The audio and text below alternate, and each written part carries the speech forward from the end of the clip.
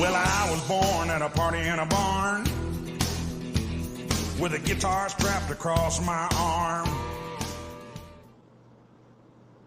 Hello and welcome to the post-game show after the Arkansas Razorbacks beat the UAPB Golden Lions 70-0. Okay, Bobby Petrino's offense goes 10 for 10 with touchdown drives. Pretty much a perfect game from the offense, I guess. I mean, you got as many yards. I guess you scored as much as you could and got as many yards as you could. So, not too much to complain there. Defense had a double-digit tackle for loss, so it was overall good night. No injuries. It's good to see the Hogs winning. After last year's debacle, and we've almost matched last year's rushing touchdowns in one game with 8. It's crazy. Touchdowns. That is wild. We had 9 last year for the season. Yeah. For the season, we had 8 tonight. Yeah. Well, So now I will say it started off. I mean, we in our group chat we was talking about that first drive, and Taylor Green almost threw a pick on this first play.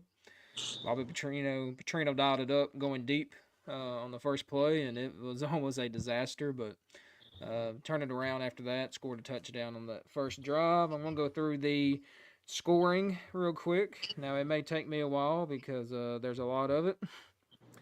All right, so first touchdown was Jackson for 8 yards. And then the next touchdown was Taylor Green running in for 4 yards, which if you were watching on ESPNU, you probably missed because they were having technical difficulties. And then Jackson again for 46 yards. He just kind of walked into the end zone on that one. And then Hill ran it in for 4 yards to complete the first quarter of 28-0. Second quarter, Green passes to Broden for 9 yards, and then Green to Washington for 23 yards. And then Green had should be a SportsCenter top 10 type run to end the quarter to make it 49-0. And then after halftime, they decided to go to 10-minute quarters after their player was trash talking. And then Russell, a local kid for Ashton there, ran it in from 9 yards out to make it 56-0. And then in the fourth quarter, Singleton ran it in for out from 4 yards, and then Reed Jr. ran it out from 4 yards to make it 70-0. So, what's your thoughts? we did what we were supposed to do as far as dominating line of scrimmage. However, I was pleasantly surprised. I would say this: in years past, granted, we play weaker opponents. Normally, your first game, Arkansas has won those games. Typically speaking, in the realm of 40 to 50 points, and we typically give up 10 points or so. I was just an absolute shock that we were able. Now, UAPB's not the same caliber on any planet with Arkansas, but for us to put up 70 and to give up none. Now think about that, Blake. The more you score, the more you're giving the ball back to the other team's offense. So there's more your defense is on the field.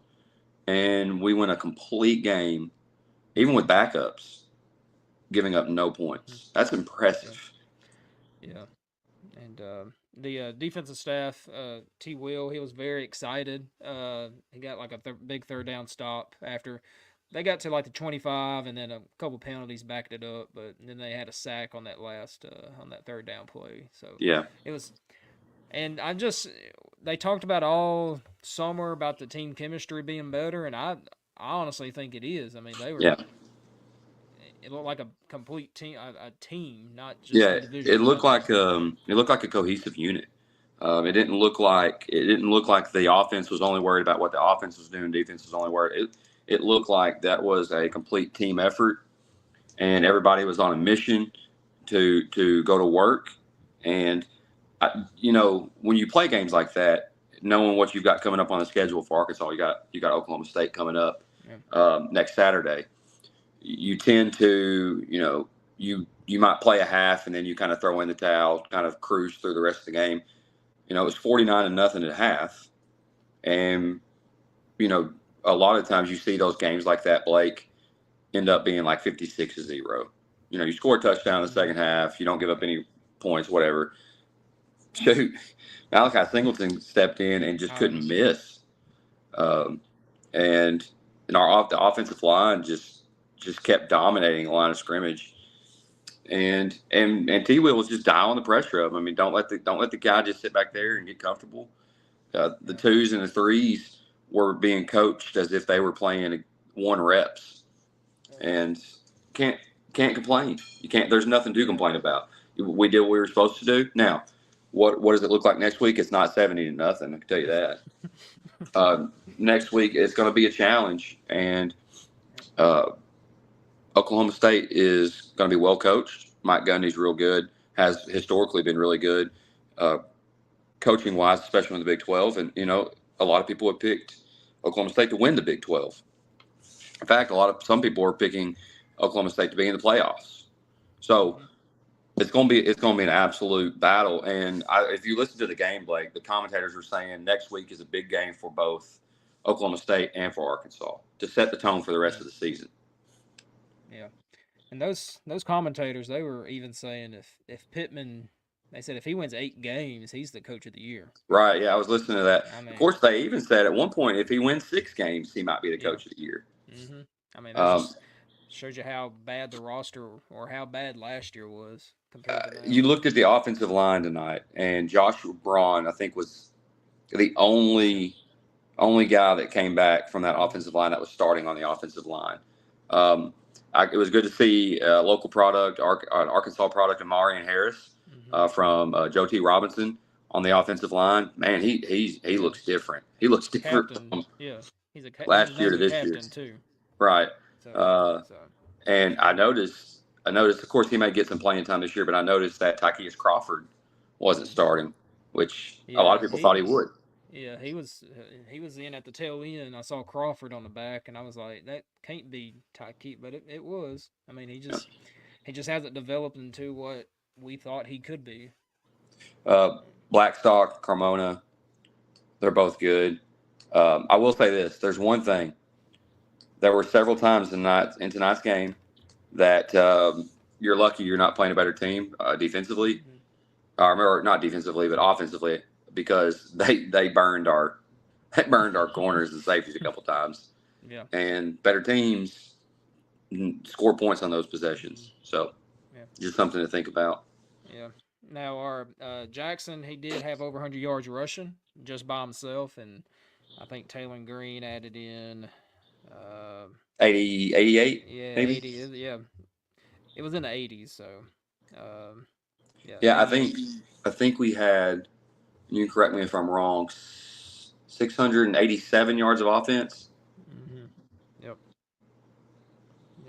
Yeah. 408 in the air and 279 rushing, which is kind of what you want.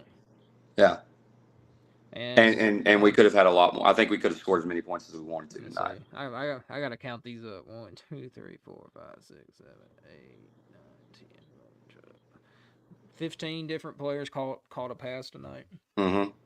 So, I mean, of course, you were playing back. Your backups were in too, but your leading receiver was Tesla.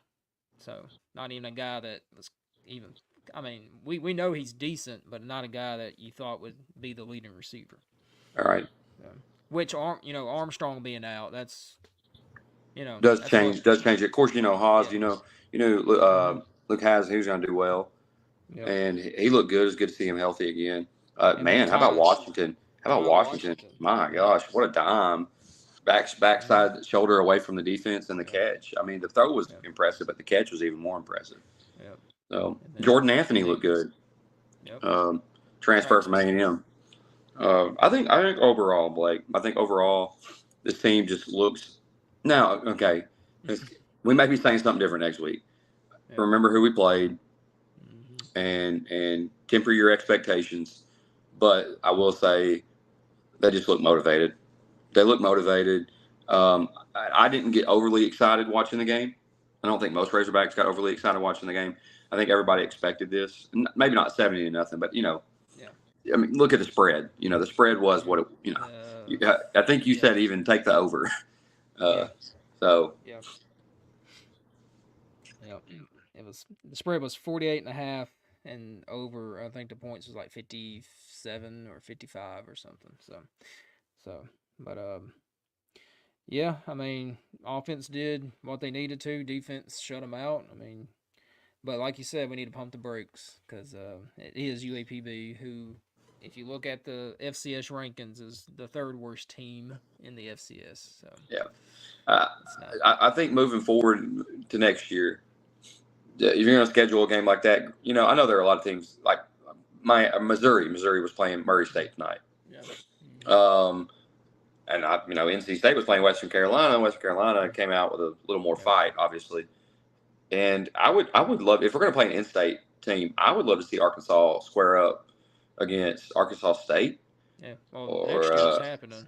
Yeah, that's what I want to see. Or UCA. Yeah. If you're going to play a team like this caliber, go play UCA. Yeah. I feel like, not that we didn't get anything out of this game, but you don't really find out anything about your team in games like this. Yeah. So. And that's what Bobby Petrino said during the week. He's like, why are we even playing this game? Like let's just write them the check right now and call it even. We wrote them $1.5 million check. Did we even make $1.5 million on that game? No, probably not. No, I mean it was sad when they first came on. They was like, well, welcome to Little Rock, and it's like, bleh, empty. No one there. So it looks, and people outside of Arkansas, they don't know that that's not our home stadium. They don't know that. Right. So they think people are just not showing up to watch Arkansas, which is not, I mean, now if they were playing LSU, Tennessee, Ole Miss, yes, it would be packed, but you can't play an SEC opponent anymore. Right. In Little Rock. And they were still having issues tonight.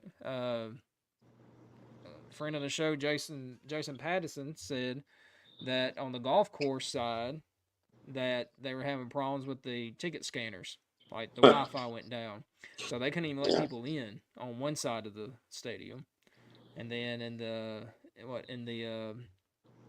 press box, something about the sinks were clogging up and toilets weren't flushing and AC went out, and it's just not. It's a cluster, Blake. Yep.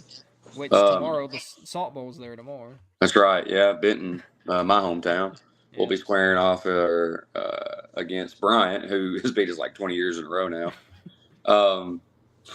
But yeah, it'll. In fact, tomorrow there may be more tomorrow's high school game than there was there tonight for the Razorback game. Maybe 30,000+ people, and that's just normal. That's a normal night for Benton versus Bryant. Looking around the league, I was, Missouri had a lot to replace losing Cody Schrader, but they put up some points. They had the Appalachian State transfer. I think they had a transfer from Georgia State. I think his name is Marcus Carroll, and then like Nate something. Marcus Carroll and Nate something are the running backs there, and they shared the load. And of course, Brady Cook does what Brady Cook does, and Luther Burden does what Luther Burden does. But that's a good team, man. Missouri's a good team. I'm trying to think who else played tonight from the SEC. That may have been it. Yeah, that was it. So just us two. And I don't know if either one of us gave up any points. It was 45-0 last time I saw Missouri. Oh, it's ended up being 51. I've been watching it up here. That's why I'm looking up. But I was wondering why you keep looking up. I thought you're confused. I thought it was like, is he trying to sneeze? That's all I keep thinking is he's trying to sneeze. Coming in the back though. Yeah. It was 50. It ended up being 51-0. So there's moments at the end. Drinkwitz, like they couldn't punch it in, so he wasn't too happy. All right. And then Colorado just pulled off the win, 31-26. Yeah, I'm not impressed with Colorado at all. I mean, it's the Travis Hunter show is what it is. I mean, Sanders is really good, and so is Travis Hunter. But outside of that, I'm not like super impressed with anything. I mean, I know it's going off track here, but Colorado still cannot run the ball. No. Their lead rusher had 20 yards. Yeah, they cannot run the football at all. Can't run. I mean, but we all know Deion's leaving after this year. So. You know what's crazy? I didn't even recognize Deion on the sideline. I thought it was someone else. I didn't realize that was him the whole time. Mm-hmm. I kept on asking. It's like, why are they showing this guy? Who is this guy? And it was him the whole time. It's like, I didn't recognize him. He is aged being the head coach of Colorado. I mean, He looks stressed. You know how Blake. You know how to know if a coach is stressed out. It's when his field goal kicker makes a field goal and he hugs him right before halftime. Yeah. Did you see that? I don't know if you saw it. He went right up to the kicker and hugged him. Yeah. Thanks for saving my job. I mean, because they only won by 5, I think. Yeah, 31-26. Yeah. Yeah. So that was a big part of the game. But yeah, college football's back, and yeah, no upsets tonight. Thankfully, Arkansas is usually on the end of those. But yeah. I made myself depressed last night. There's a YouTube video where like Chad Morris ruined Arkansas. It's like a 10-minute video, and it just goes through every. I mean, I was like, we all lived through it, but you didn't think it was that bad until you go back and watch it. Yeah, some of the worst football I've ever seen. Yeah. Yeah, it's just depressing. Back-to-back 2-10 seasons. I just never. Mm-hmm. I have never, as a Razorback fan in my life, 33 years, have I seen that kind of thing take place. So, also, I don't know if you watched the very end of the game, but Coach Alonzo Hampton and Coach Sam Pittman had a very, very short handshake. I'm sure. It was a quick blow by. Yeah. Yeah. Well, mainly because Bobby he still had that play. He was calling plays like he was down by 7. Heck yeah, dude. Yeah. I love it. Mm-hmm. I absolutely love it. Sam Pittman almost lost his job because he hired Dan Enos. Yep, because he hired his friend. And he allowed Cody Kennedy to finish the season. Yeah. Well, hope Mississippi State loves. I'm gonna tell you right now. I don't know if Mateos is that good of an offensive line coach, but the offensive line looked stronger, faster, and meaner. Mm-hmm. Now, of course, they were playing someone who wasn't as good as them, but okay, if that's the case, then it should look like that. I've seen games where Arkansas was the better team, and they did not look like the better team. Yeah, I'm just envisioning next week. I mean, you got a 100-yard rusher in Jackson, who's huge. I mean, he's hard to bring down. You got Russell, who's a load. Yeah. You got Taylor Green, who can pull it and run. Yeah. I mean, I don't. It's gonna be, oh man, it's gonna be a battle. I'm gonna say it's gonna be at least within the range of 14 points either way. Yeah. I hope. Yeah, and if we keep it close, I have faith in this, but yeah, we'll see. If we lose, we lose. I mean, I'm not gonna be. I mean, I will be upset. Don't get me wrong, but I won't be like, season's over. I mean, it's kind of expected to lose next week, but I feel like we can be very competitive in the SEC. Yeah, well, for Sam's sake, you better hope we are. Yeah.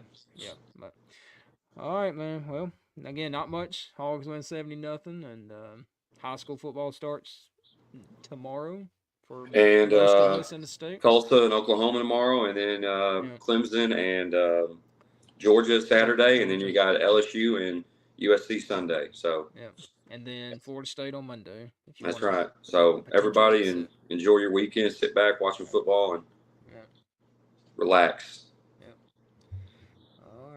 See y'all on. Well, actually, I'll be on tomorrow night with our post game show, the whole college football post game show, and then I'll be back on Thursday. Ashton, you're more than welcome to join us Saturday if you're available. All right, yeah. Well, you know how things are for me. If I'm here, if I ain't got pitching lessons, but yeah, I know. I'm just a popular guy, man. Just everybody loves me. Everybody just loves having me around. So I mean, that's how big a fan you are. You live probably 8 minutes from the stadium, and you said heck no to going to the. Blake, I stepped outside this morning for PE, to watch my kids run laps, and I was sweating watching them run. So I had a hard pass. In fact, I was drinking an ice cold Coke while I was watching the game. So anyways. All right. See y'all next week. All right, brother. See ya.